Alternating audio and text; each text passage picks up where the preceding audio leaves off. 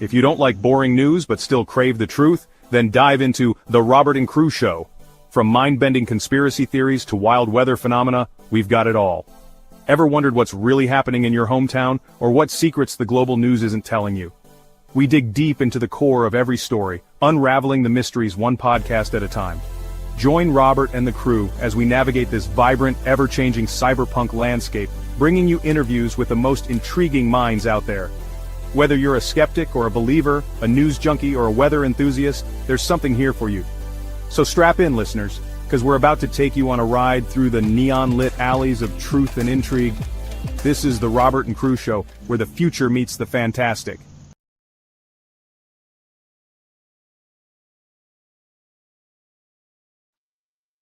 Welcome back to the Robert and Crew Show. As always, I'm your host, Robert. And I'm the co-host, Crew. Tonight, we've got special guest with us, Julie, and we will be going over Terra Infinita Part 3.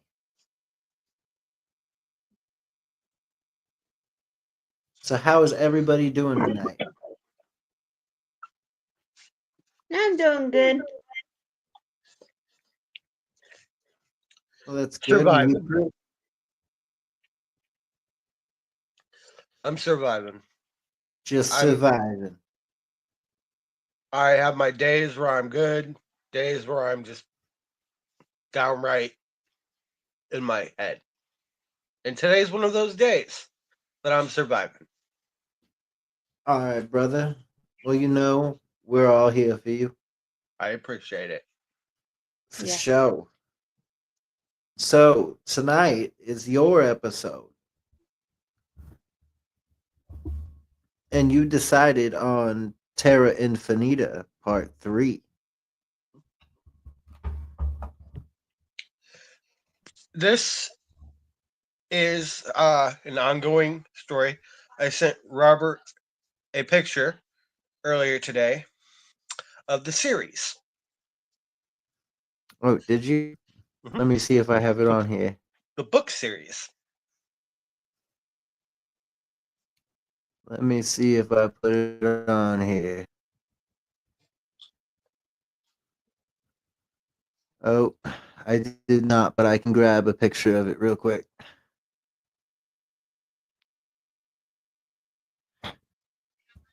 Okay.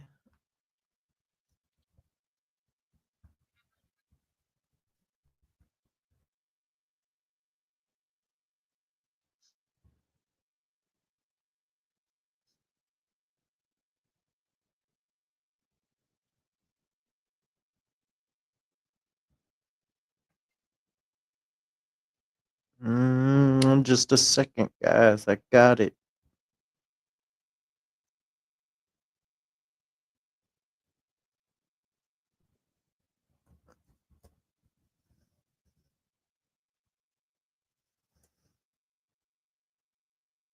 Okay.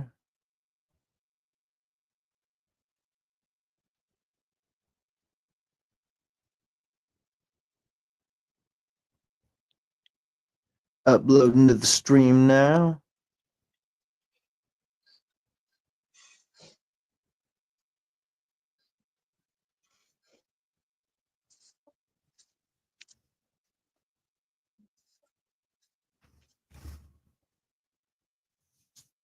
Okay, so the first one. Here is your Terra Infinita trilogy. The first one is about William Morris, the navigator who crossed the ice walls. Terra Infinita, the one in the middle, is by his daughter. Or is about his daughter. The third one, don't know really much about yet. I'm going to have to do some research on that one. Gotcha. So, that is pretty much... I think there's more than that, but that's the trilogy. Okay. So, did you know that there's another book series that's kind of odd, that explains quite a bit of like what's going on in like a weird way. It's not like necessarily like true, but it just explains some weird things, and it like talks about dolphins and dolphins being super smart and dolphins actually like running the world in like the ocean world or whatever. Well, basically, it's called the Illuminatus trilogy. Have you ever heard of that? Mm-mm. You need to No. check that out at some point. We don't have to go into that right now, but check that out at some point. The Terra Infinita trilogy always makes me think about the Illuminatus trilogy. Mm. Okay. I'm going to go ahead and start on chapter 4. I might do chapter 5, depending on my mood. Chapter 4, Anunnaki, or the Anunnaki lands. So it has a map on here of Anunnaki lands where it shows lands of Set, the Sea of Horus, and then all the lands surrounding in the their ice walls. And then let's see if I can pull this up a little bit. Okay, so in the top in the left, you got the Sea of the Mana, and then the lands of I can't read that. Inside where it says the Sea of Mana, which is Yeah, no, some of it's way too blurry. then in the Sea of Horus, you have the lands called Akkad, Babylonia, Ubad, Azria, Chaldea, Nippur, and then inside of the middle, you have Ephthria, Sassas, I guess that's how you say it. And then the land, you got Sumar, Lagash, Kush, Uran, and then I can't read that last You one. you think they smoke weed on the islands of Kush? I honestly don't know, but that's funny. Okay. So go ahead and keep that picture up there since we're on that chapter, brother. The famous Anunnaki. Hey JD, how are you? Hello, JD. She says she's sorry you're having one of those days, crew. Hopes the show makes the day a little bit better for you. I appreciate that. Honestly, I know a lot of people don't want me to do the podcast right now, but at the same time, it is called the Robert and Cruz Show. My whole family doesn't want me to even do the podcast. My friends don't want me to do the podcast, but me and Robert do this for us. We do this for you guys. This is this is a safe place for me to go and cool off because you all make my day.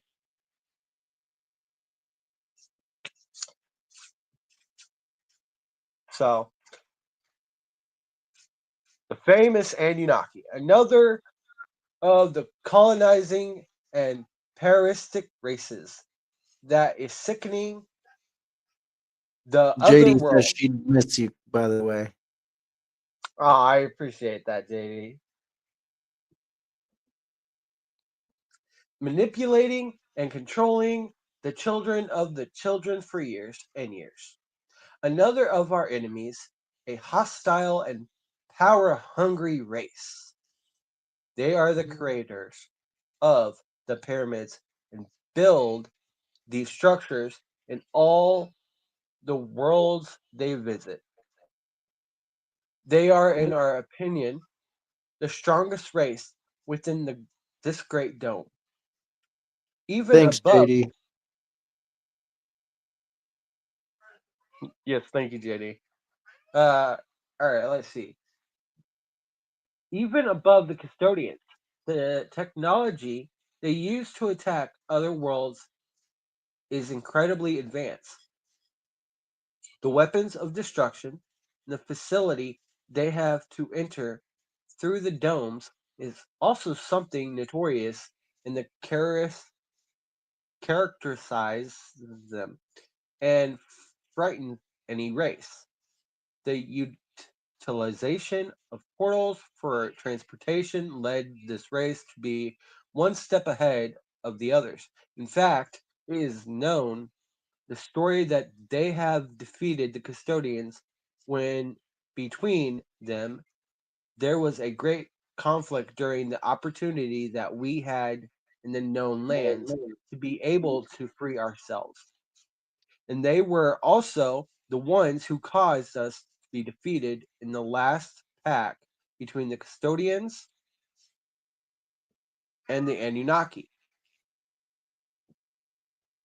This race is confused in several of the stories that are told in the known lands in a casual and often deliberate way, but we find in several stories and books of the known lands the Anunnaki as reptiloid or reptilian beings, but the reality is that they are beings of very tall stature, can reach 5 meters.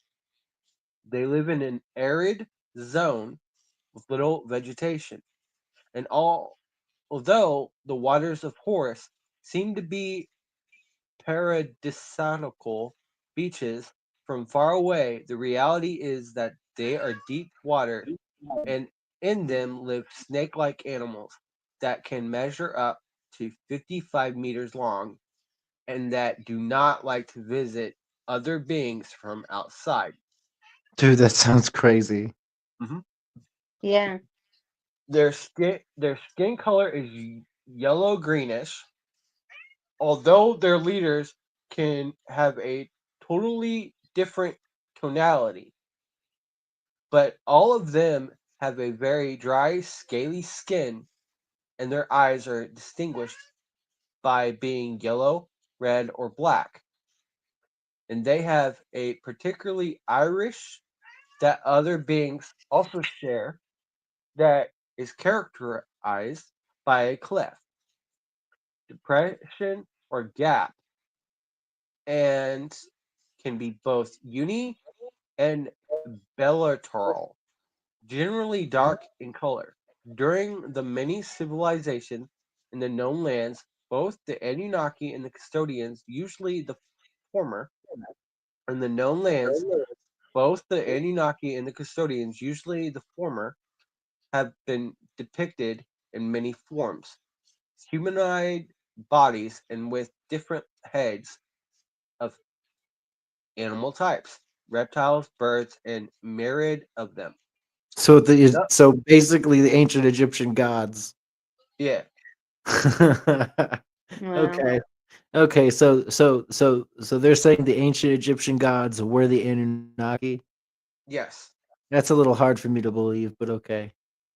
Thus, confusing the true history of the human beings and conditioning the human mind throughout his life. By these parasitic beings, they are beings that lack all empathy and are based solely on the oppression of other beings and the conquest, the thirst for power and control. In this, they are very similar to the custodians, and that is why they have preferred to share that position than to kill each other. Although tension is always expected between these two races, which could be convenient for all the other worlds that are under their power. That's chapter 4. Gotcha. So basically what that's saying is the custodians and the Anunnaki work together. They're against each other. Oh, so they're working against each other. So they're fighting each other. Mhm. okay. Apparently, the Anunnaki are a lot more powerful than the custodians. Well, And I the would. people that were the dry and scaly with those yellow greenish eyes sounds like some type of So JD human. asked, Are they narcissist? Did she understand that right? I think so, yes. I think Yeah, to a point that like are we saying the custodians or the Anunnaki? Because Anunnaki. the custodians were also very narcissistic. Both Yeah, groups were, quite honestly. and Julie, back to your question. The what they're called is basically reptilian.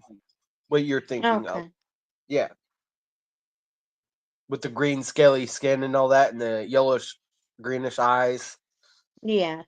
Reminds me of like something you would imagine a UFO being looking like. So JD, both of them basically lack empathy, but I think they were referring to the Anunnaki when they were talking about the Anunnaki not having empathy for the custodial race. Is that what Right. they were saying? Yeah. Yeah. So basically, they didn't have empathy for the custodians. I And don't know if that means that they were like completely unempathetic, but they definitely didn't have any empathy or feeling towards the custodians. Okay. okay, so I'll go ahead and read chapter 5, so that way we can get 2 chapters already out of the way. Chapter 5, the lands of Venus. All right, I'm gonna go Wait, ahead and pull wait a up the second. Let me pull it up. I think I have those. Let me see if I have it. You said the lands of Venus. Mhm. That's Brahma. That's Mercury. Is Venus on there? No. Lands of Vega. Crystal lands of Terra Incognita. That's the celestial Andromeda. lands of Inca. Arcturus.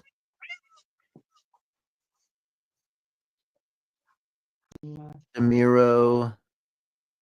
I've got like I grabbed as many as I could, man. Like I was trying to figure out where all of them were. Persea or Persea, the toxic lands.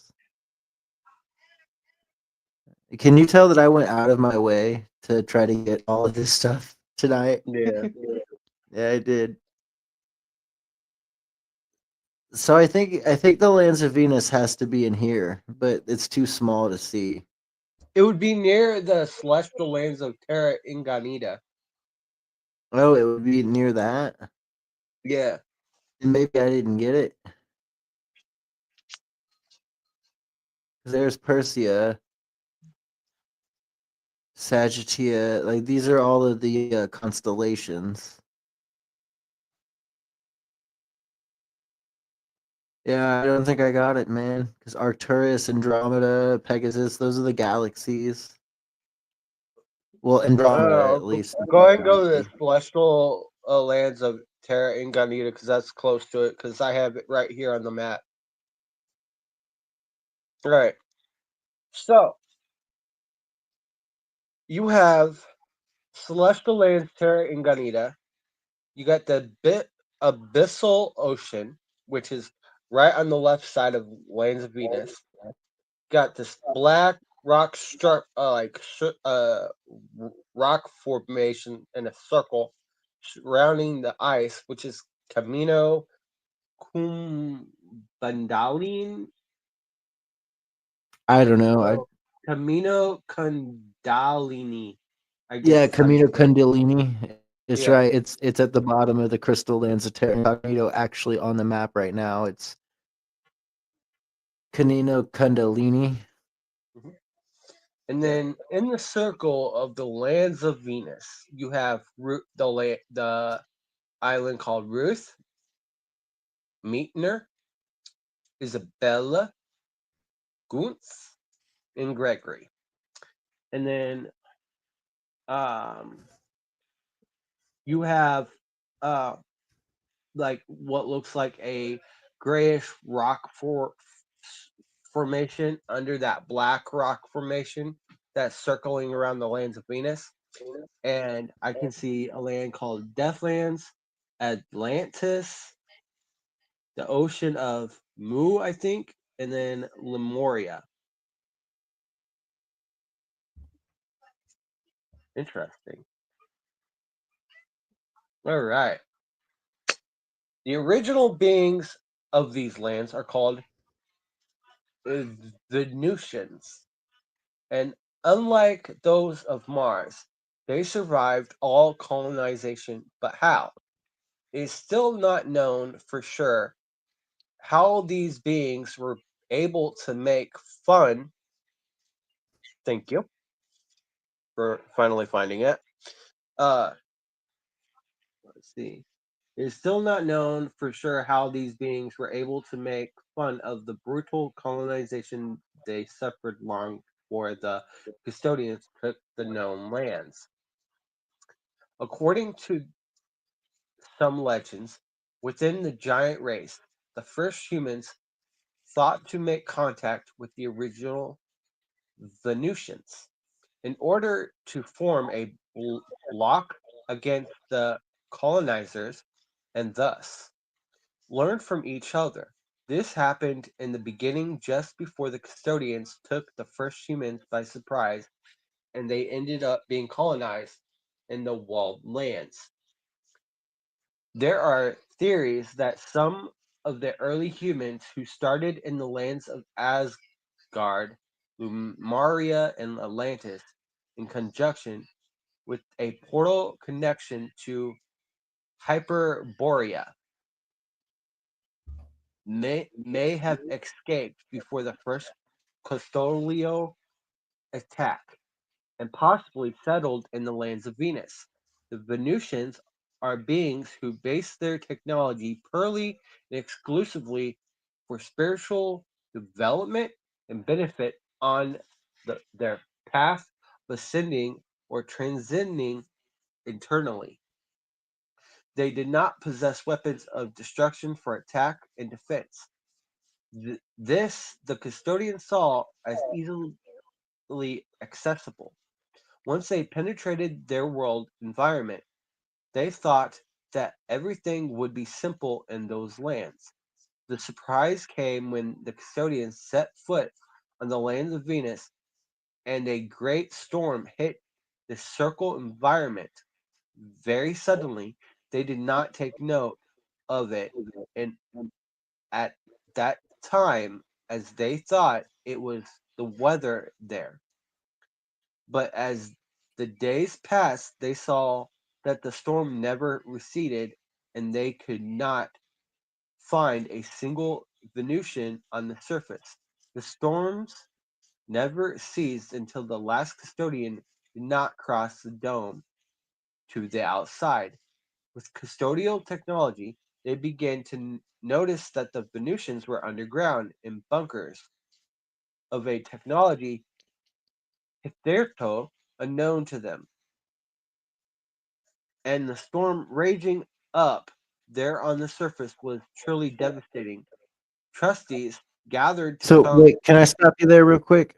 Yeah, So are you saying that when the custodians landed on the lands of Venus, that they manipulated the weather and created a storm that started killing all of the Venetians? no, the Venetians were underground. So how'd the storm start? Did the custodians start the storm? Because I'm a little confused on Yeah. this. So okay, so I'm gonna reread this real quick. The surprise came.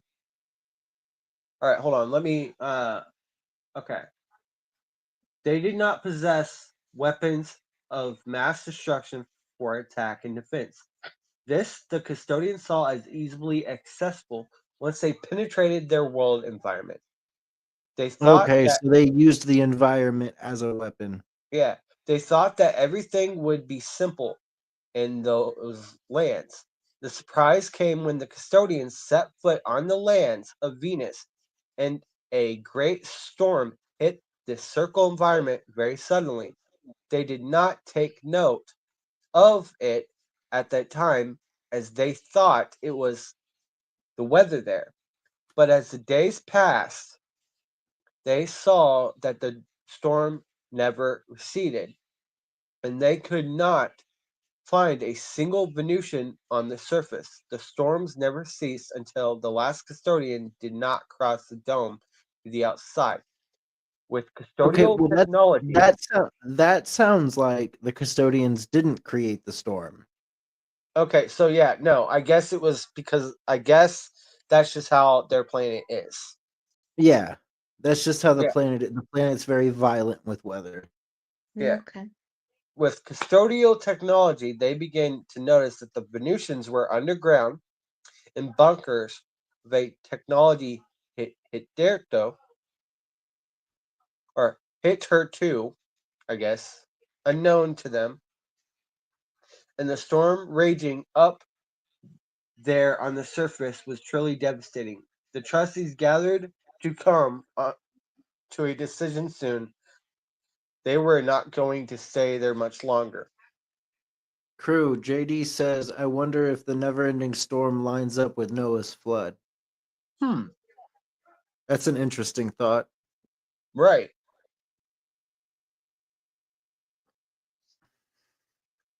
In fact, many trustees started revolts and didn't see the point of dying up there.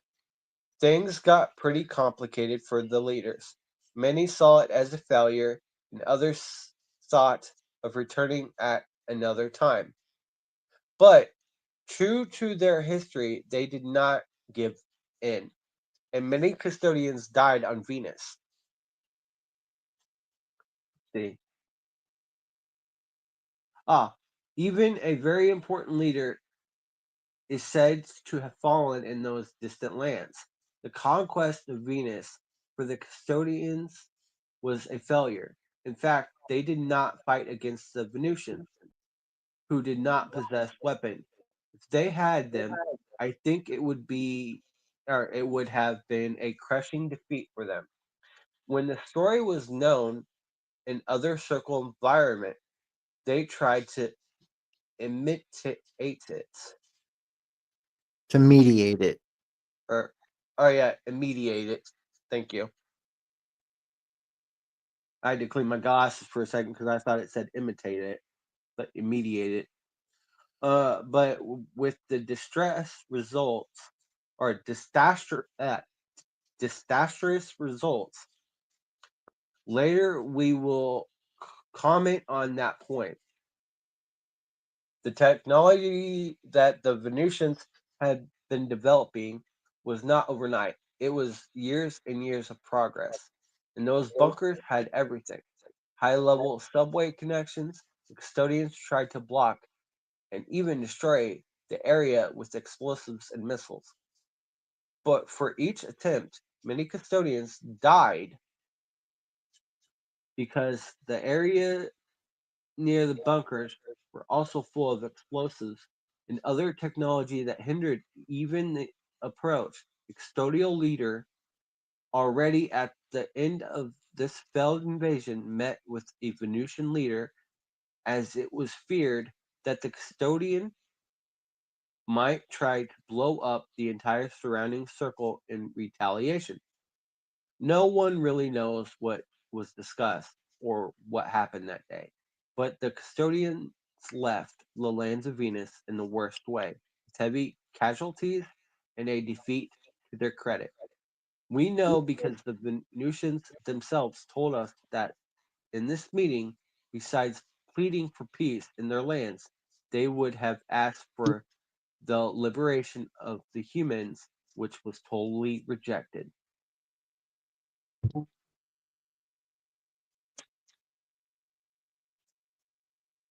Was that the end of the chapter? Yep. All right. So that was the custodians in the lands of Venus. Mm-hmm. And then our next part for part 4, I'll do chapter 6, which is the lands of Draco. Okay.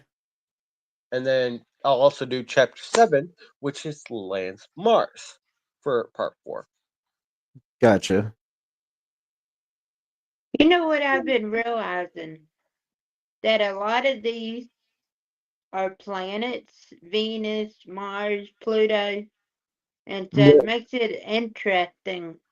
Well, okay, so in Terra Infinita, Julie, they're not considered planets.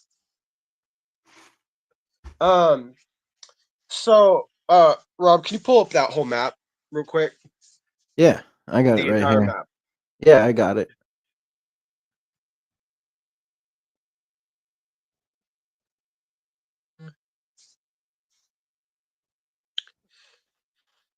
Okay, so Julie, do you see how this is an infinite ocean? Yes. Okay. See all those circles? This 178 worlds under the Great Dome? Yes. Okay. So those are lands and don't and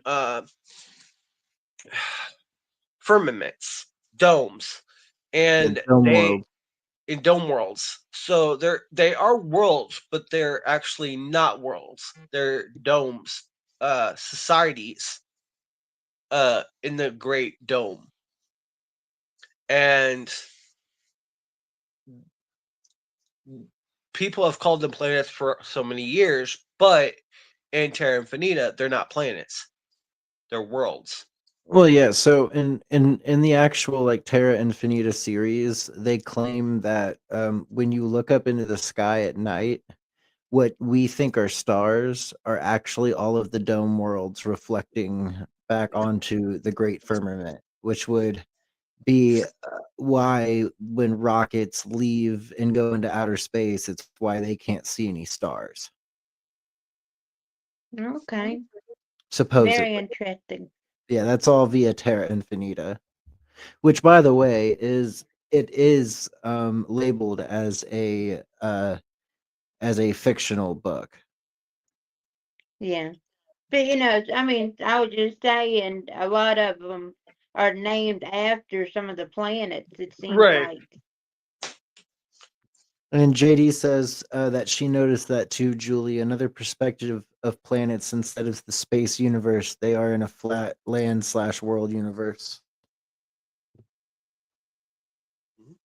Yeah, the Terra Infinita map is completely based on a flat world or a flat plane, for sure.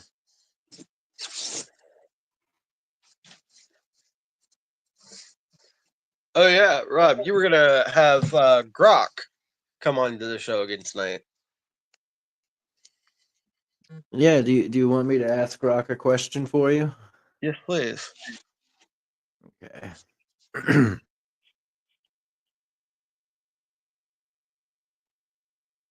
My thoughts exactly, JD. Hello, Grok. Hey there, what's up? Ready to dive into something fun or need help with a task? You're actually live right now on my podcast, The Robert and Crew Show, and my co-host is going to let me know a question that he wants me to ask you about Terra Infinita. Whoa, live on the Robert and Crew show? That's awesome. All right, I'm ready for Terra Infinita action. What's the question your co-host has for me? Lay it on me. Grok, what can you tell us in detail, about the lands of the custodians and the lands of the Anunnaki? So, Grok, in detail, what can you tell us about the lands of the custodians and the lands of the Anunnaki, according to the Terra Infinita? All right, let's dive into the wild and imaginative world of Terra Infinita, as described in Claudio Nacelli's science fiction series. For those tuning into the Robert and Crew show, Terra Infinita is a fictional universe with 178 worlds under a great dome, surrounded by ice walls, where Earth is the center, and all sorts of species and civilizations coexist.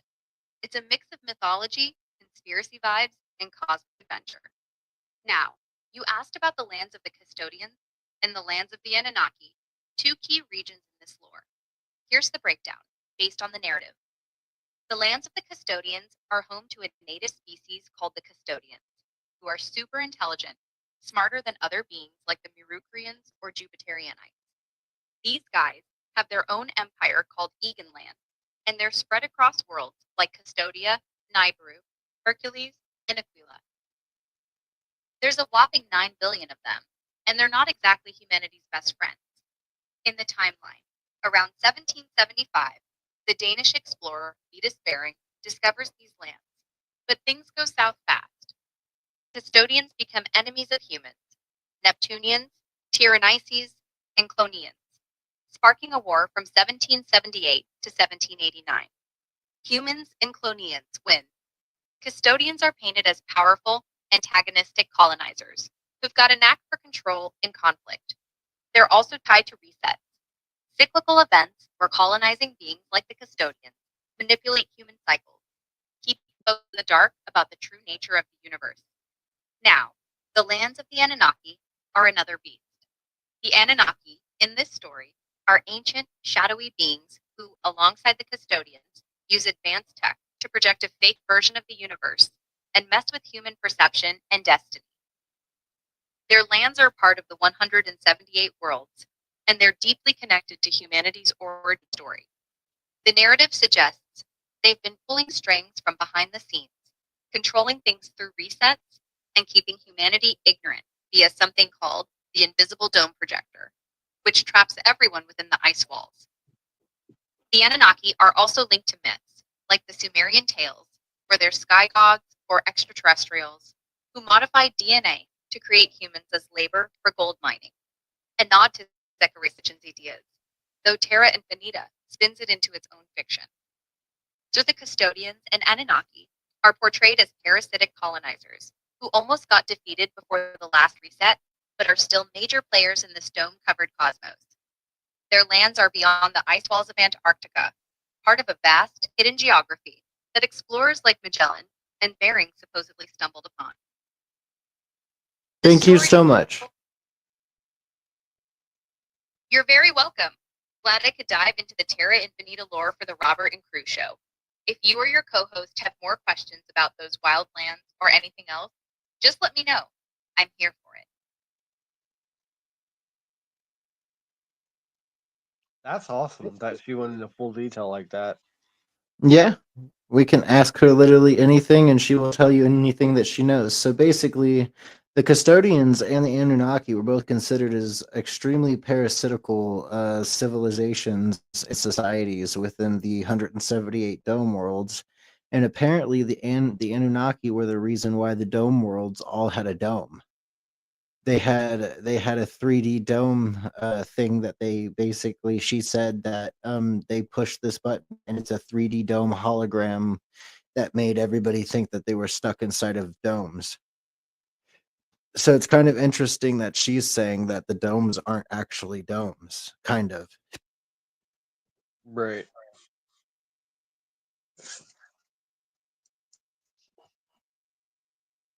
So I know you sent me some videos too. Heck yeah. Did you want me to dive into those? Let's go. All right, crew, let's go, buddy. Interesting you said that. I found this video that you might find interesting.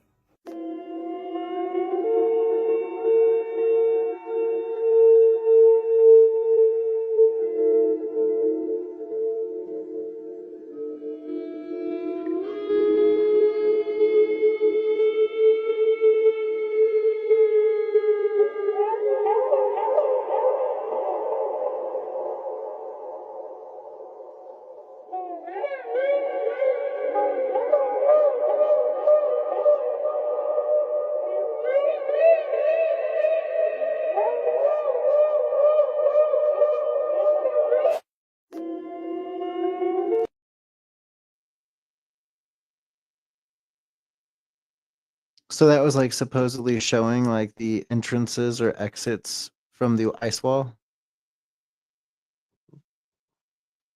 Neat looking. It is pretty neat looking. I couldn't tell if it's AI generated or not, but it looked good.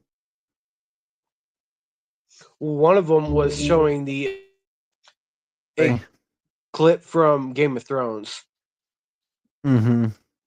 I figured.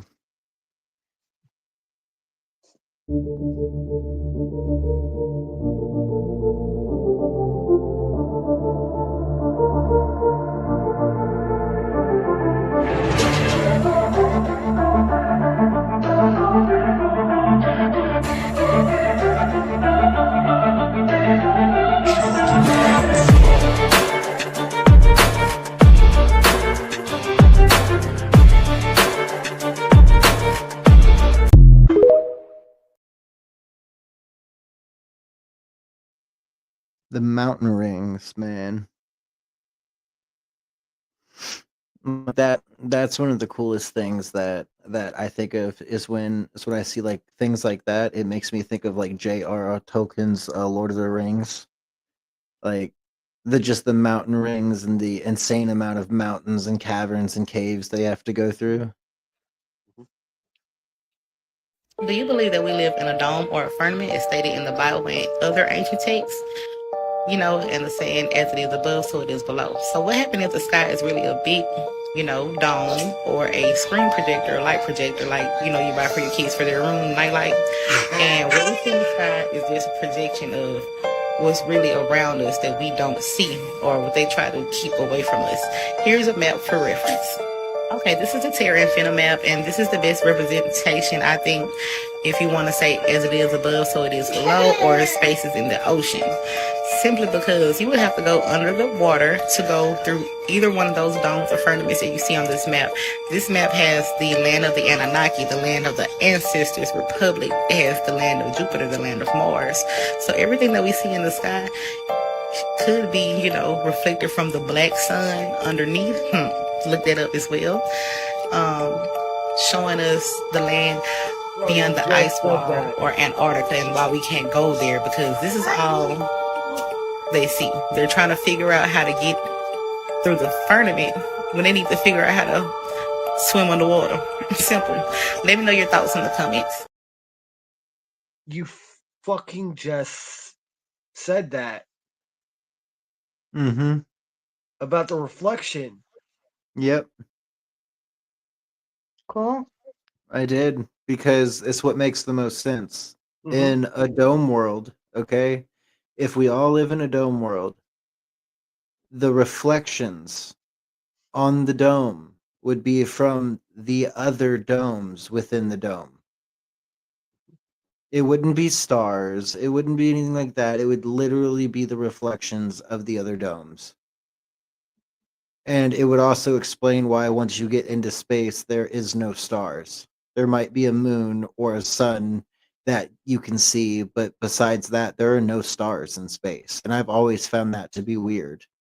But they say it's something like, oh, the cameras can't pick it up because we can only pick it up because of the certain minerals that are floating through the Earth's atmosphere. The light catches them, and it's why you can see the stars from so far away, because the light's actually reflecting off of the atmospheric chemicals and materials that are there already in the atmosphere. Which I don't know, like maybe it's true, but at the same time, like the whole like dome world thing, like if that's true or any part of that is true, then it would only make sense that the other domes are what we see in the sky. It's not stars.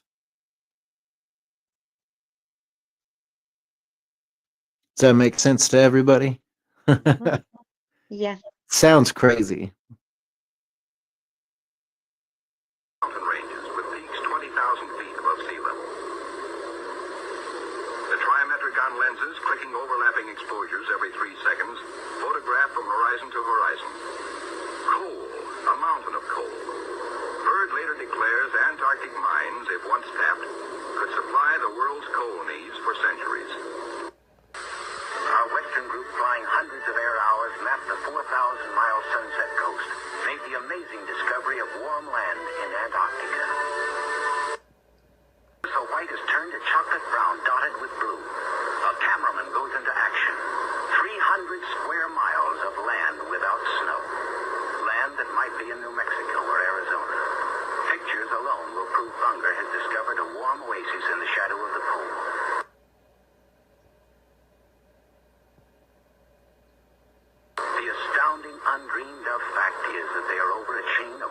water lakes, whose shores, except for small patches, are free of ice and snow. Commander Bunger circles the largest lake in sight, 5 miles long. He comes in to make a landing. Water temperatures must be recorded. Samples taken. He finds the water fresh. The temperature 38 degrees Fahrenheit. On the shores are vast deposits of coal and of minerals of the utmost importance to civilization. Ago, a warm place on Antarctica.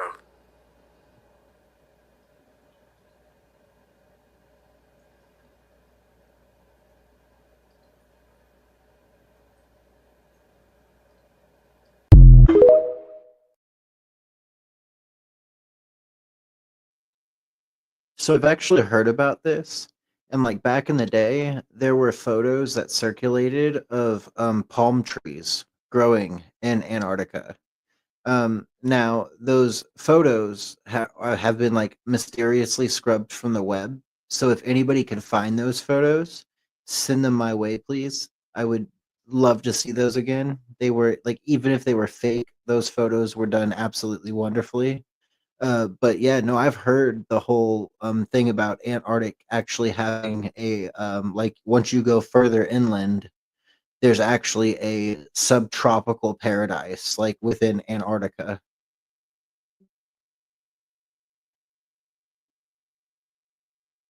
And it gets a little bit warmer. Yeah, no, it gets a lot warmer apparently. Interesting. Well, you know, they said that that all of Antarctica at one point was green. At one point in time, there was no ice on Antarctica. All right, y'all, keep in mind now, this is all, you know, alleged and it's just a story is all it is. Worlds beyond the ice wall. Here's an interesting find. I'm not sure how much is true or accurate, but it's definitely interesting. Claudio Nocelli, the author of Terra Infinita, Extraterrestrial Worlds and Their Civilizations, writes about Helen Morris and her father William Morris, who together with the help of a giant, disclose information about all the worlds beyond the ice wall. Our level Earth world, they say, is part of 178 worlds under a great superdome, each with its own domes or biospheres. Helen and William come from the ancestral lands, which are some 8,000 kilometers south of our Antarctic ice wall. Helen and William know all about the outer lands and who's good and who's bad. There are two notable aggressive and anti-human races under the Great Dome. Helen and William know all about the outer lands. These are the known lands. These are all the outer lands around it. There's Atlantis. Remember, guys, this is just a story. It's not real, okay? It's all fiction. Look at all those lands. The lands of Draco, the lands of Venus, celestial lands. Look, the Mars world, which is right next to us, see the map, is a zoo of captured inhabitants from many other worlds, including our own, where they're studied, trained, and experienced. Admiral Byrd was a member of Mars. He could easily travel through because the land bridge connects us. Look at that mountain ring right there. According to Nocelli's book, the builders of the pyramids, they're 5 meters, about 15 foot tall, and fearful looking. They're aggressive and warlike, with little compassion and advanced technology. Like the custodians, they were invaded and changed physically and psychologically by entities outside the Great Dome to be what they are today. Their lands have sparse vegetation, and their waters are infested with giant serpents. Lands of Venus and all that. It's all fiction, guys, but y'all can read that last part. You know, it's just a story. It's not real, just fiction.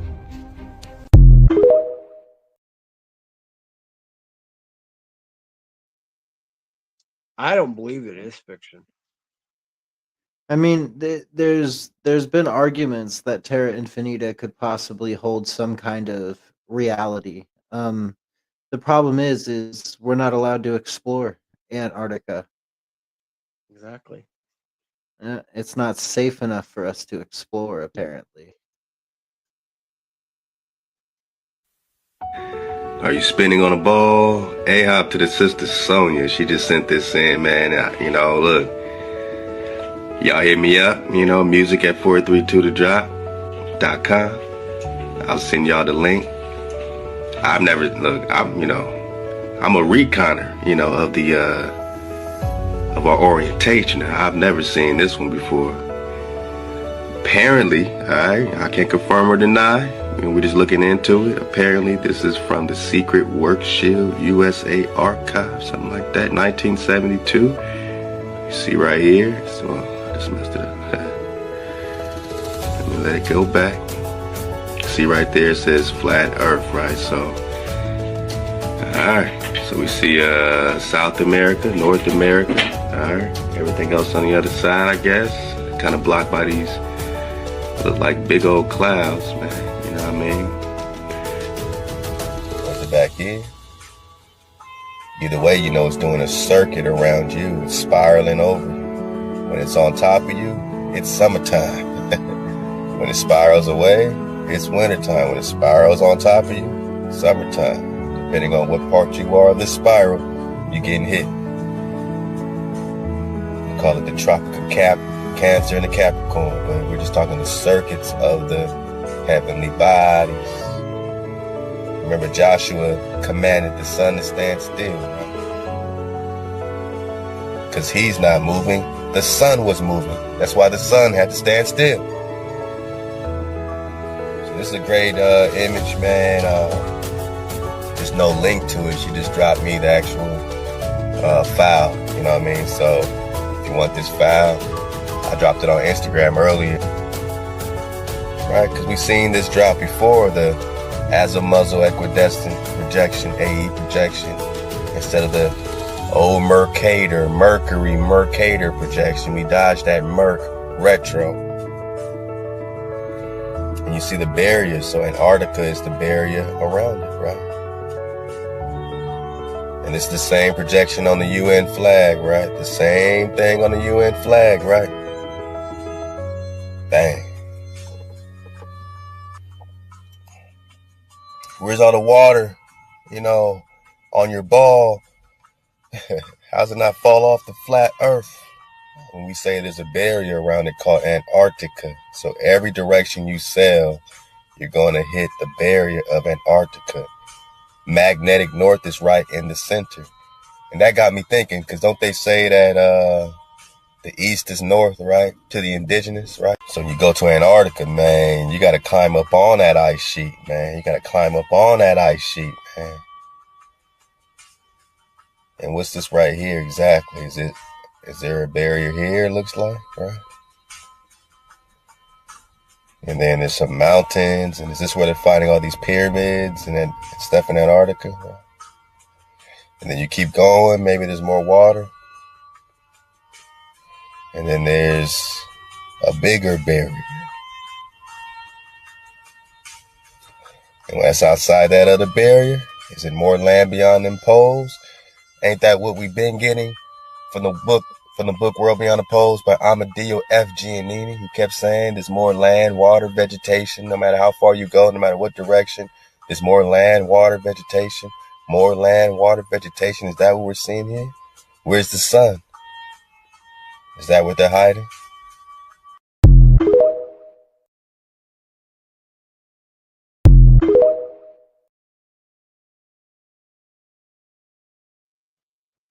How do you feel about that one, crew? Makes a lot of sense. How do you feel about it, Julie? It's interesting, but I know we got a sun. We see it every day. Yeah, I think what he's talking about is how in some portions of Antarctica and like some other portions around the world, sometimes they get a 24-hour sun. So they have a sun that stays there all the time, or it leaves and they have 24-hour darkness. So it's weird. It is. And there's also allegedly two suns, one inside ours and one side outside the actual. So that could possibly make sense why there's a 24-hour sun. Yeah. And 24-hour darkness. Yeah. Yeah, because I know it's over in Alaska, right? Where they have the period of darkness. Yeah.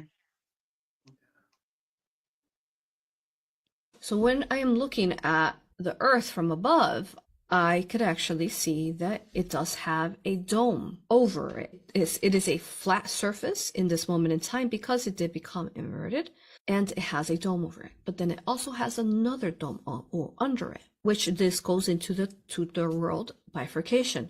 This other world on the other side of it or next to it, but it's linear to it, but the way we can understand it is spheric, is on the other side of it or next to it, which we're going to learn about that in Antarctica. Okay, so this world is linear to it, and it's all existing within pockets of spaces of dimensions, all in one pocket in space. You understand time and space, you understand dimensions, and you understand that. With the 3D, what happens is that we became this physical illusion. This construct became into a dome-like. So it looks like this. Okay. So she says that she's remote viewed the dome. So if I can find the other parts to Earth, I'll show them like the next Terra Infinita part we do. Okay. All right, remember, this is for entertainment purposes only, and educational purposes. All right, so you got the navigator who crossed the ice walls. It's about William Morris.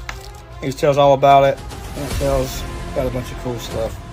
Okay, so then you got this one right here. This is his daughter right here, okay? So she was born across, like, on the other side of the ice wall, right? It talks about the different lands, like the land of the custodians. Y'all pause that and read it. All right, pause this one and read it. Okay, so check it out. Let's see. The giants of the Great Tartary who wanted to liberate humanity. It talks all about them. Then it tells a little bit about her dad. He tried to change the course of humanity. Like, it's got all these different lands. Look, the lands of Saturn. It tells about what they are, like their physical attributes, all that stuff. Yeah, read that. Okay, there's a bunch of them. Just the lands of Draco. Look at that. Huh. Really neat stuff. But yeah, y'all should check it out. They're on Amazon.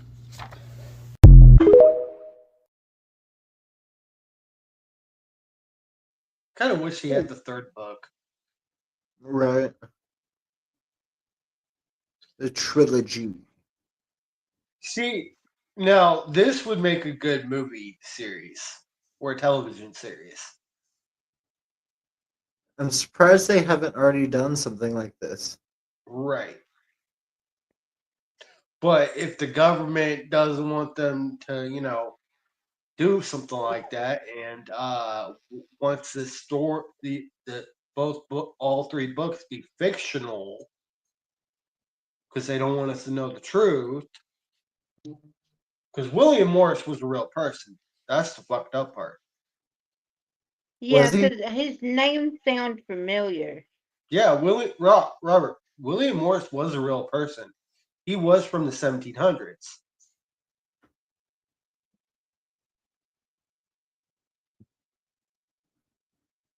Was William Morris a real person from the Terra Infinita series? All right, back on the Robert and Crew show, diving into another Terra Infinita question. So, about William Morris from the Terra Infinita series? No, William Morris is not a real person. He's a fictional character created by Claudio Nicelli for the book series Terra Infinita. Extraterrestrial worlds and their civilization. In the story, Morris is a navigator. So, Grok says no.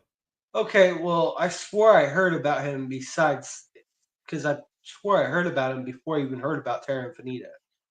Right. I'm not sure. I mean, there's always a possibility that you've heard the name before and that the name is somebody else's name. True. Yeah.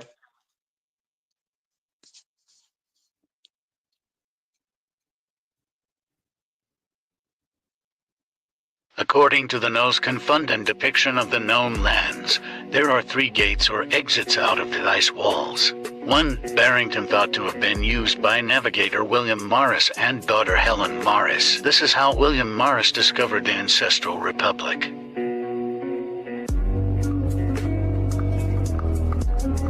Two, the summer gate's accessible at certain times of the year when the ice melts in this section, but quickly closes up in colder months.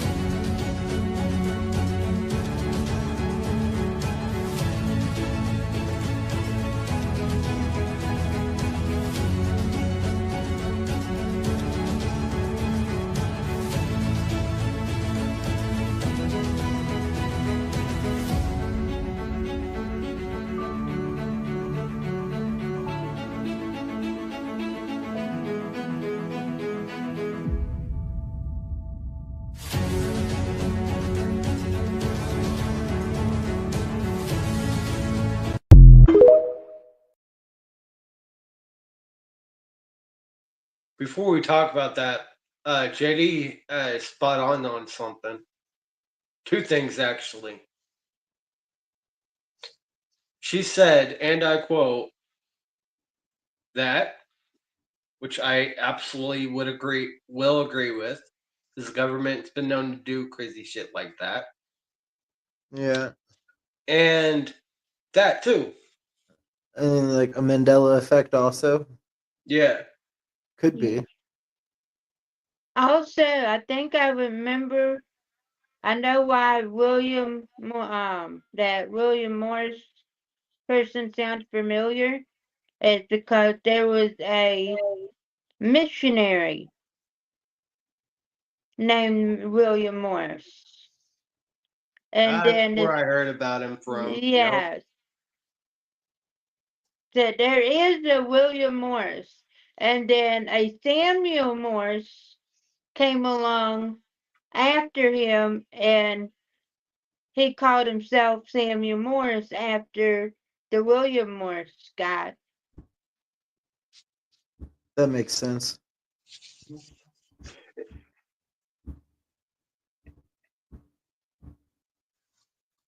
It is very interesting in the aspect, I mean, having two different Morrises. So, I mean, William could have changed his name to Samuel or add the middle name Samuel. Who knows? But I mean, there was this guy was originally from Africa, okay. came over to Tinsdale University, or oh shoot, I forgot the name of the university now, but he came over to America and found William Morris, and this African had a tribal name, Kaboo, I believe it was, and he decided to change his name to Samuel Morris. Good question, JD. That's hard to explain for me as well, honestly. Yeah, the AI could have just meant that like there's no William Morris from the book alive. But I don't know, like that's definitely a rough question for the AI to be able to be like, yeah, no person has ever existed named William Morris, because that's most definitely wrong. I'm sure there's been plenty of people named William Morris who have existed at some point in life. Yeah, because I mean, this one is based on a real guy. I just forgot I'd have to go back and watch the little story about it. Right. But the guy that came over from Africa came to New York City to meet that William Morris. Gotcha. It's a really neat little story. It sounds like a very interesting story, but I love things like that, and I love that sometimes these people have like super similar names or the same names, and they live around the same like timelines, and then I'm like, I wonder if these people are the same. Yeah. Terra Infinita map. This video is for entertainment and educational purposes only. TikTok, don't get your panties in a wad. Again, this is the known lens, also known as Earth. We've already covered a lot of this. If you haven't seen my videos, go to my profile page and it says Terra Infinita. This is a pretty deep subject, the lands of Draco. And it is located right above the lands of Orion. As you see, there are two known lands there, Etamin and Athabine. It also has two suns, but something happened. You see how they have their large ice ring, and then they probably have areas of fog, and then they have a ring of fire, which actually came later. Some of the Dracos had first settled when they went through the Millennial War and escaped in Talos, which is right outside of the known lands here. And that's where this comes in, the land of the custodians. This is one of the most imperial civilizations that kind of goes to other places and tends to take over, which is exactly what they were doing here. Some people fled, some had to go underground to survive. And contrary to what some people believe, they didn't always look like this. They were very human in appearance until the custodians got there. And that's where this come in. Reptilians, Archons, or lizard people are supposed reptilian humanoids which play a prominent role in fantasy, science fiction, ufology, and conspiracy theories. An ancient constellation which represents nearly every dragon mentioned in history, the most famous story involving Draco tells that he was the dragon that Hercules had to defeat in order to possess the golden apples. But like I said, when they fled originally, when they were still human in appearance, they had fled to Talos, which is where that legend come from. See how close it is? That's our mountain ring in the known lands, and then this is where they originally were. In a last stop attempt to keep the custodians out while they were at war, they created a ring of fire, or a fire wall. Now, we believe this is much like a computer firewall and not an actual ring of actual fire. So at this point, while it saves the ones who were underground, you know, they still had to come back to the surface at some point, and they were interbreeding with their captors, the custodians. And that's where this came from. This whole process went on for like somewhere around 1,000 years. So who we think of as the Dracos aren't the original Dracos. Dracos were actually a very nice species of people that look just like us, almost. But of course, when the original Dracos fled, these beings that look closer to this found them around our mountain ring and our known land. So you can guess who's actually running the show here, right? If you would like more on the Terra Infinita map and my analysis, like, share, follow, and comment. So when we go to the next part and I read about all that, we'll know more. Yeah, the lands of Draco sound crazy. Mm-hmm. I can't wait to learn more about that stuff. Me too. Terra Infinita's map, Lands of Jupiter. This video is for entertainment purposes only. TikTok, don't get your panties in a wad. As you can see, it's right beside the lands of the custodians. But during my research, I don't think you can get there through the lands of the custodians. The lands of the Anunnakis can get through there. You see that small break that's not black, it's brown, that leads to their land? Well, that would be my guess. Do you see the rings on Jupiter? I don't think it looks like that at all. I think it's more akin to this. Maybe some of the areas are raised up. There are 5 suns here. Now here is what we know about Zeus. His name is cognate with the first syllable of his Roman equivalent, Jupiter. At some point, I feel like the Anunnaki were here. Because what we know in our own mythology, which comes from here, allegedly for entertainment purposes only.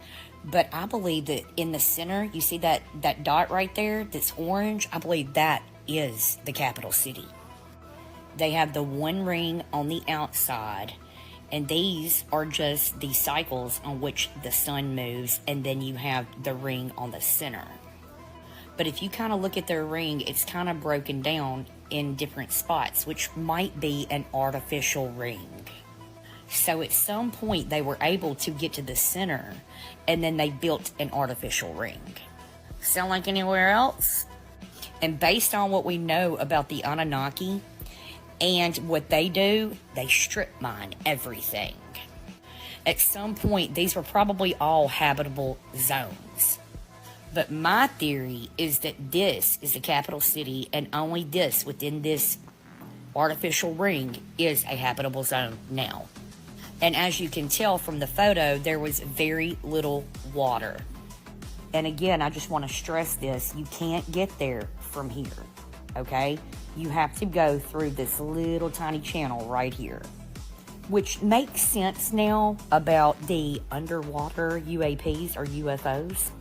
Whatever they're calling them now. Because there have been reports that people see them come out of the water, right? Well, that would mean whatever point they're at, it was too rocky underneath the surface in the ocean. They had to come up. And let's talk about Europa. A moon, supposedly, allegedly. Europa, or Jupiter 2, or as I like to say, the second, is the smallest of the 4 Galilean moons orbiting Jupiter and the 6th closest to the planet of all the 95 known moons of Jupiter. And what do we know about a moon? It's a satellite. Can you say helium? Which I find incredibly interesting because there was a Disney movie called John Carter of Mars, and one of the stations there, or continents there, was helium. And this is all I've researched on this so far. But if you like it, like, share, comment, follow. That's crazy interesting, and the fact that the lands of the Anunnaki may have been directly connected to the lands of Jupiter make for a very interesting theory that the Anunnaki actually came from Jupiter. Yeah.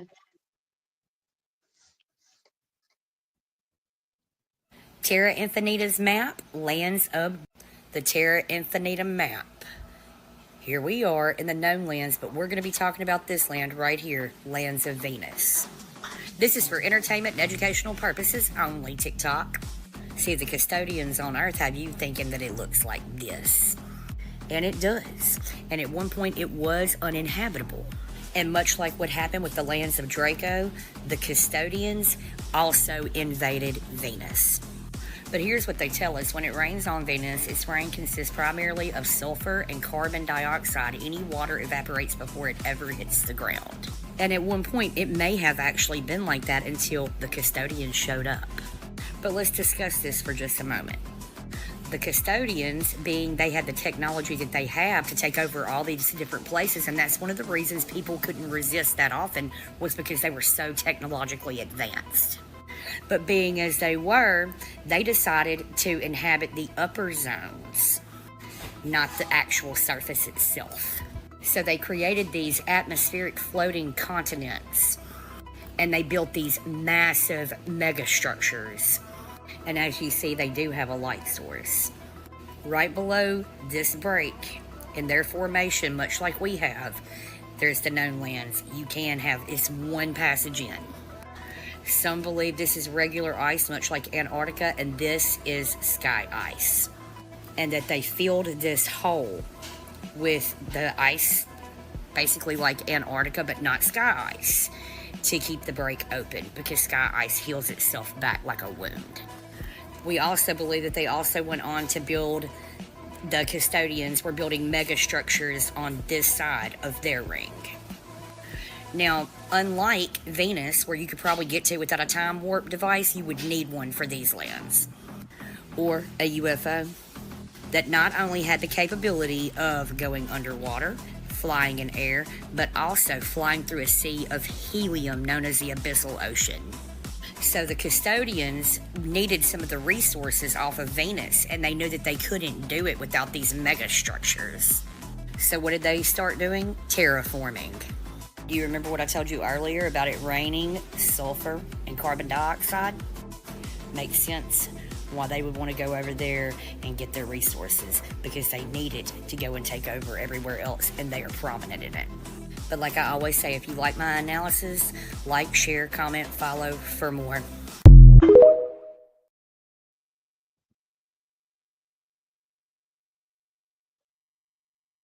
About the first ever ice wall explorer in the late 1700s, Mr. William Morris.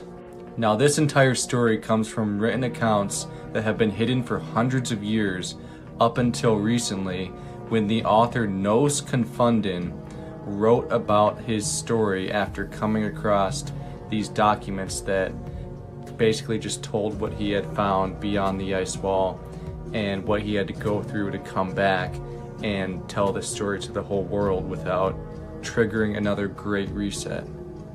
Now this story begins when William Morris's crew sailed all the way to Antarctica looking for the rumored Summer's Gate, which is supposedly an opening in the ice wall that only appears when it gets hot enough for the ice to melt and a boat to go through. Once they got over there, they actually did find a crack in the ice wall big enough for a boat to sail through, but they were too scared to go in. But it didn't even matter at that point because they were already too close and it sucked them through. Once they emerged the other side, they came across a vast new ocean as well as a red boat. That's all they described it as, just that it was red and that they had never seen anything like it before.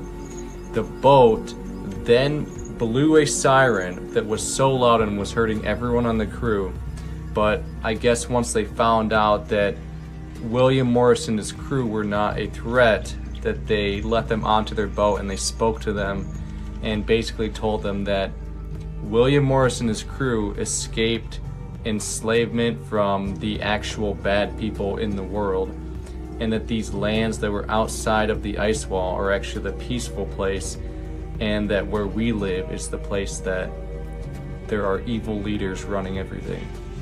The captain in the red boat said that he was from the Ancestral Republic and that they had been trying to liberate the people from the Middle Earth area in the inner ice wall continents for hundreds of years, but they have not been able to because they keep causing great resets where the entire population is basically wiped out and the rest of the people are made in baby making factories and they're grown in a lab and stuff, like the Cabbage Patch Kids stuff.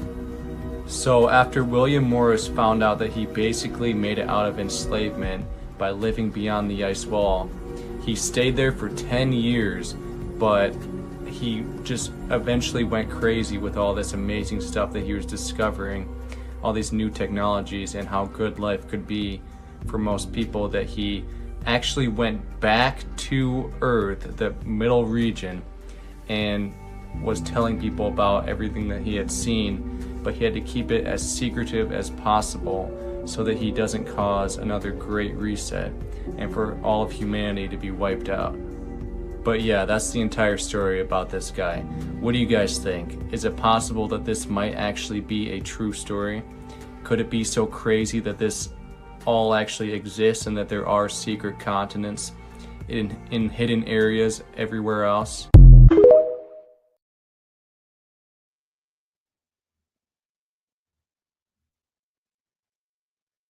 I don't know, crew, is there? What's your thought? I think you think there is. I do. And I believe I sent you a similar video to what he said, but it explains it in better detail than how he explained it. Well, we've got 2 videos left, so it's got to be one of these. Yeah. Terra Infinita map.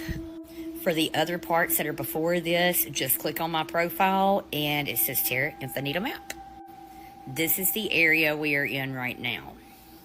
This is located underneath and to the right a little bit, the lands of the custodians. Right here. This area seems to be the least accessible on the map so far. It's got either the same black sand or rocky terrain all the way around it. If I were a guessing woman, I would say the only way to access that area is to go through the lands of the custodians. Otherwise, it's just too much. You can't get through. There's no break. The closest area to the land of the custodians is Heimdall. Now, this is not just a water world, although it is a vast amount of water. These look to me to be like, kind of like ice. And as you see, they do have their own sun as well. Who was Heimdall? A gatekeeper.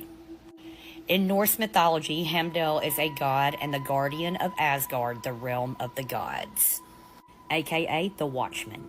So in order to get to the other parts that actually might have life, or that probably do have life, you would have to go through the Watchman, Heimdall. Which I would assume you could cross over from the land of the custodians to the Caligula, but I don't think so, because this is the gatekeeper. Up here, you see a bridge. This connects to the land of Adu, which literally means unalive. So when you do cross over here, I'm guessing that you need to be in that state. Or it could be like sleep paralysis or something like that. Cryo. Now that I think about it, that makes sense. This is a land that is roamed by spirit only. And once you leave Adu, it would take you to the important places. You can't get to the important places without passing through there first. And then that brings us to the land of Tyr. And being that this is the god of war, Tyr, in Norse mythology, I would assume that the land was too. Also heavily associated with Mars from the Romans. Basically, he could regulate things. He was a regulator. This particular dome world, if it is a dome in fact, has a sun on one tier and a sun on the second tier. I heavily suspect that the Asgardians in the known lands came from the lands of Tyr. Like this would have been their first point. Or it could have been the other way around, but I suspect this was the first point. Baldur also is a Norse mythological god. Son to Odin. Arch nemesis Loki. Sort of. Directly over from there you have Hel, or Helheim. Hell is the land of the actual unalive, not to be confused with Adu. Remember when I said that I think you had to either be like in a comatose state or a cryogenic state to pass through? Not the same, two totally different things. This is for the people in their religion and in their mythological world, if it is in fact fake, and I don't think it is. This is where the people who got banished and didn't get to go to Valhalla. The goddess Hela rules this region. It's not a good place to be. Now we're going to Iduna. It represents the goddess of youth, spring, fertility, and rejuvenation. She could make you immortal, which, as you see, is bridged to a place called Caligula, Rome's cruelest emperor. Remember when I said that Tyr and the Roman pantheon, Mars, were both connected? But that's all I've studied on that so far. Like, share, follow, comment, because I'm doing this entire map.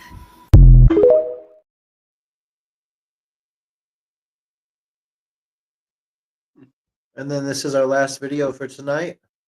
Just because they won't let us sail below the 60th parallel doesn't mean the Earth is flat. Yeah, what about the accounts from the men who actually did? What are you talking about? William Morris, late 1700s, traversed along the Antarctic Circle until he found it. Found what? Summer's Gate. Every Glober's worst nightmare, one of the 3 exits along the ice wall. Said the crew was too scared to go through it, but by the time they tried pulling out, it was already too late. Current yanked them through the opening into the other side, beyond the ice wall. My God. Sailed through these unknown waters until what? They were approached by a massive red ship, unlike anything they'd ever seen back home, and it started blaring an unbearable horn until they finally realized William and his crew were no harm. They brought them up on board, and the captain of this giant red ship introduced himself to William as the leader of the ancestral lands. Said his name was Tolliver. yawning. William was in shock at this point, like trying to take in the fact that there was like this whole reality outside of this ice wall barrier. And Tolliver asked him what he was doing in these waters. William kind of apologetically said, like, I'm sorry, we just wanted to explore what was out here. Like, and Tolliver said, like, no, it's fine. It's just, it's been so long since we've seen anyone come from the inner ice wall. Tolliver handed William a map and he said, take this. It will lead you to the safe lands. Move swiftly now. William said, like the safe lands, like, I'm sorry, is there something dangerous out here? Like, are we in danger? And, Tolliver said, oh, my dear boy, things out here on this side are just fine. You see that place you've emerged from, those people in there are what we have to worry about. He said the leaders of the inner ice wall of your Americas are tyrannical oligarchs who will stop at nothing to keep control. And so William went back to his boat and told his crew about everything the captain said. He goes like, look, guys, I don't think we're going to be able to go back home. Like, these people are in some kind of generational standoff with us. Like, we've been lied to about everything. And as he showed them the map he was given, he goes, there's a whole other world out here. And they just looked at this map, which still circulates today, that had shown like literally 178 different worlds under the same biodome, all kind of connected by oceans. And so they took the directions to the ancestral lands where things were safe, and they were kindly greeted by a beautiful kind of like utopian city where everything was just kind of a peaceful, gracious, and like abundant plethora of just like life. So William was escorted into a kind of headquarter building where a sergeant said to him, William, we'd be happy to process you as a citizen to the ancestral lands. We are aware that you are from the inner ice wall, and we're deeply sorry about the things you've been subjected to. And William just said to him, like, but sir, my family, my people, like, they are all inside of there with no knowledge of these lands beyond. Like, what will be their fate? The sergeant said to him, like, I understand your concerns, sir. I truly do. We've been trying to liberate your realm for centuries, but your leaders are ruthless. He says to William, he goes, listen, if they find out that you've escaped, okay. If they find out you know about these lands, it could trigger another great reset. Okay, they could wipe out your guys' entire realm, leaving only an embryonic group of humans to once again reset your collective consciousness, something they've done before, and believe me, they won't hesitate to do again. And William says to him, he goes like, great, reset, sir. We what are you talking about? Like, what do you mean? And the sergeant just says to him, he goes, buddy, let's just say the last time one of you escaped, you weren't wearing powdered wigs. Basically explains to him that our society in the inner ice wall has cycled through dozens of civilizations, all of which have like reached different levels of technology, kind of continually reverting back to primal beginnings every time they reset us. And so William basically agreed with his crew to claim citizenship in the ancestral lands, and they pretty much lived an amazing life for the next 10 years. But William's knowledge drove him crazy. Although he'd met a woman here and gotten married, he couldn't help but want to go back to the inner ice wall. And one day they both went missing. They took a boat back to the ice wall, and he distributed as much of this information into the Americas and European nations as he possibly could. And this is where all the flat earth speculation has reemerged from.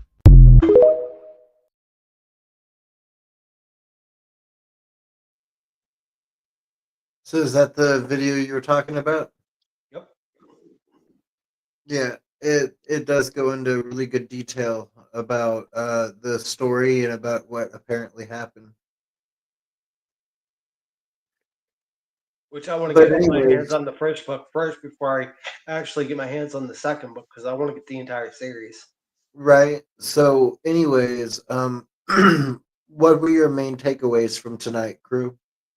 So, learning more about the different lands a little bit, and then learning about William Morse's story, it is what I got out of it. It's really interesting to learn more about, and I want to keep going through this entire series to see what we can get out of it. Yeah, learning about William Morris and figuring out if this stuff could hold any validity is absolutely a wondrous experience. How did you feel about tonight, Julie? Very interesting, and a lot of different lands and all the different things that could be on that other side. And this last video, that's very informative.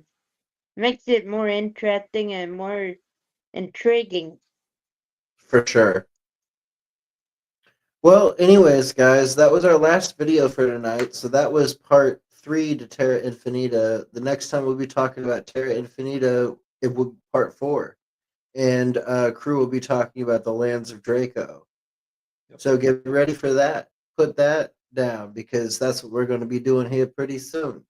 Other than that, guys, we've got a couple more episodes this season, and believe it or not, this season is almost already over. And then we'll be doing season 5. Yep, and then we'll be on to season 5. So we'll keep you guys up to date on what's going on. We are only going up to 30 episodes per season. So this is episode 27. We're 3 episodes away from season 5. So I hope you guys have all enjoyed the podcast tonight. And if you did, please like, share, and subscribe to the channels. We got a channel on YouTube, we got a channel on Twitch, and we also have a channel on Facebook. If you search the Robert and Crew Show or Robin Crew Show or the Robert and Crew Show, you should find us on all of those platforms: Facebook, YouTube, and Twitch. Yep. So thanks again, guys, for tuning in tonight. And you're welcome, JD. You're always welcome. You're one of our most exciting viewers, same as Julie, who has honestly, actually, you know what, Julie? I'm going to give you the honor, since me and Robert talked about earlier. We would like you to be not just a regular, occasional co-host. Okay. Yeah. If you're good with it and you want to do it, we're more than welcoming to have you on board. Okay. All right. Well, anyways, guys, like I said, it's been a very fun and interesting night, and I think we're all about ready to go get some sleep. So much love from the Robert and Crew Show, everybody. Peace out and good night. Night. If you don't like boring news but still crave the truth, then dive into The Robert and Crew Show. From mind-bending conspiracy theories to wild weather phenomena, we've got it all. Ever wondered what's really happening in your hometown, or what secrets the global news isn't telling you? We dig deep into the core of every story, unraveling the mysteries one podcast at a time. Join Robert and the crew as we navigate this vibrant, ever-changing cyberpunk landscape, bringing you interviews with the most intriguing minds out there. Whether you're a skeptic or a believer, a news junkie or a weather enthusiast, there's something here for you. So strap in, listeners, because we're about to take you on a ride through the neon-lit alleys of truth and intrigue. This is the Robert and Crew Show, where the future meets the fantastic.